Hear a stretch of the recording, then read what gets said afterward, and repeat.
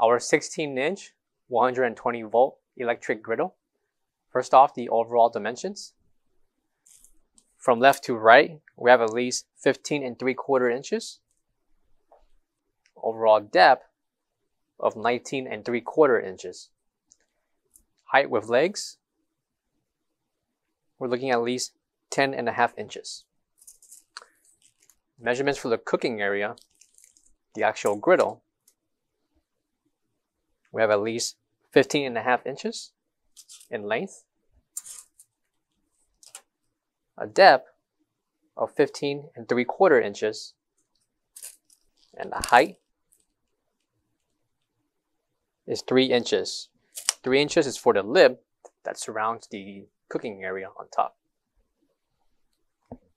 Coming to the bottom, we have a temperature control. Coming on top of here will be the waste and grease that can be scraped onto this drain right here, and be collected and dumped out with this tray.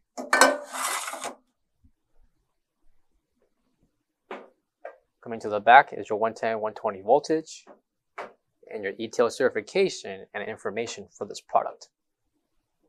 For all questions, give us a call. And for more information on this griddle, visit our website. Thank you.